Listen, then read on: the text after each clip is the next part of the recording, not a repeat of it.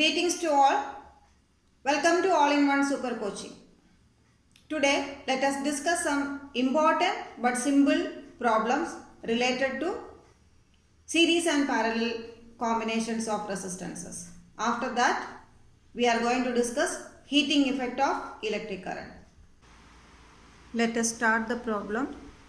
Three resistors 6 ohm, 3 ohm and 2 ohm are connected together so that the total resistance is greater than 6 ohm and less than 8 ohm. Draw a diagram to show this arrangement and calculate its total resistance. Okay, you repeat the question and see. Now here the total resistance should be greater than 6 ohm. So the 6 ohm resistance should be in series. That is a main point you have to know. Then the remaining two should be in parallel. So now 3 and 2 ohm should be in parallel. Now you know how to calculate this. 1 by Rp is equal to 1 by 3 plus 1 by 2. 1 by Rp you will get 5 by 6. And from here you will make careless mistakes. Many students, they will forget to take Rp. Reciprocal. So Rp is equal to 1 by Rp is equal to 5 by 6. Then Rp is equal to 6 divided by 5. So it is 1.2 ohm. Okay. Now Rs is equal to this 6 ohm and the equivalent resistance of these 3 ohm and 2 ohm together. So 6 ohm plus 1.2 ohm, which is equal to 7.2 ohm. So the final resistance, effective resistance will be 7.2, that is between 6 and 8. Next important type question is, show how would you join 3 resistors, each of resistance 9 ohm, so that the equivalent resistance of the combination is A 13.5 ohm and B 6 ohm. Here also just you have to think about it, then arrange. First diagram is shown here. 2 9 ohms are connected in parallel and the equivalent resistance of that is connected to series here. When 2 9 ohms are connected in parallel, you will get 1 by Rp is equal to 2 by 9. Again, don't forget to take Rp. Rp is equal to 9 by 2.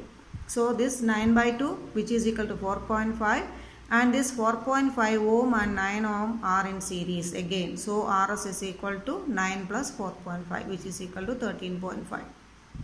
Then what about the second question? Second question, to make an resistance of 6 ohm. For that the diagram is different. 2 9 ohms are in series, then the equivalent of these two are connected to the parallel, connected in parallel with the other one. So 9 plus 9, 18 ohm, then that 18 ohm, this 18 ohm and the remaining 9 ohm are in parallel. So 1 by Rp, 1 by 18 plus 1 by 9. Again after taking LCM, find out the reciprocal 1 by Rp, that is Rp is equal to 6. So what do you mean by heating effect of electric current? When current passes through a conductor, heat is produced in it. That heat produced depends on the material, that is the resistance of the material. The electrical appliances like heater, electric iron, etc., they are working based on this principle. So let us go in detail. Heating effect of electric current. It is also called Joule heating. The heat produced due to a current flowing through a conductor depends on, it is written here IRT. It depends on the strength of the current, the resistance of the conductor and the time in which the current flows. The formula is H proportional to I square RT. Joule's law of heating. Very important for problems. Then what do you mean by electrical energy? Energy which is equal to work. So it is a total work done by a current in an electrical circuit. Total work done by a current in an electrical circuit.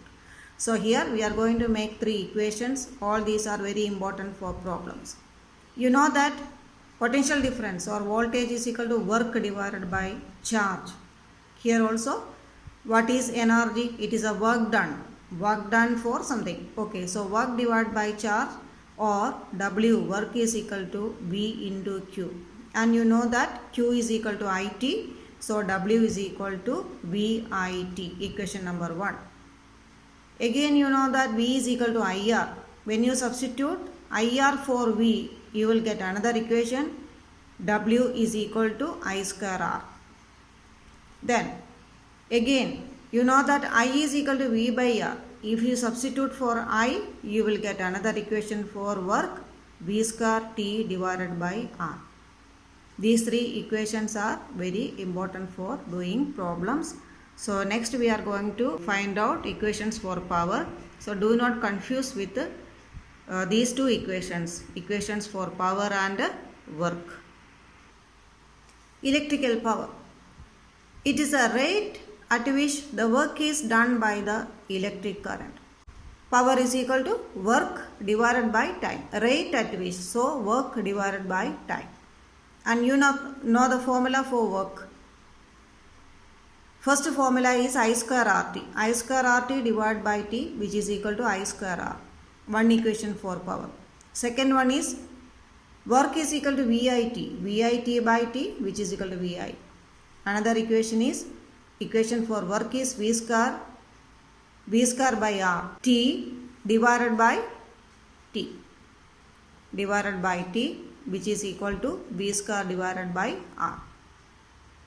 So the three formulas are power is equal to I squared R, power is equal to VI, and power is equal to V square divided by R.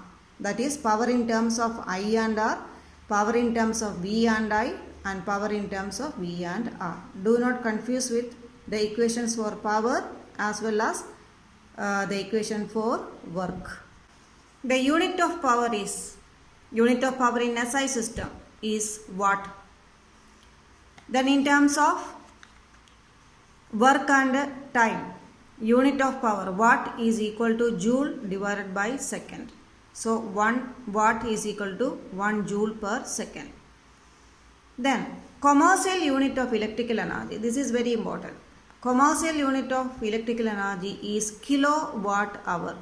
kWh. Small letter K, capital W, and small letter H.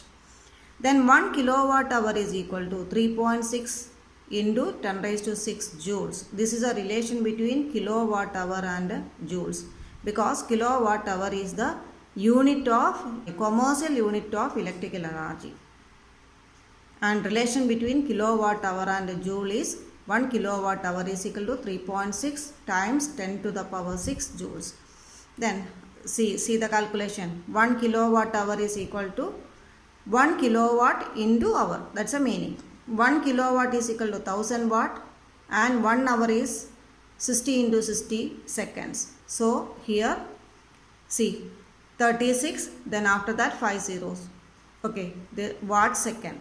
Now in standard form, 1 kilowatt hour is equal to 3.6 times 10 to the power 6 joules. 1 kilowatt hour is equal to 3.6 megajoules. So all these are very important for doing problems, as well as you have to study by heart this relation, everything.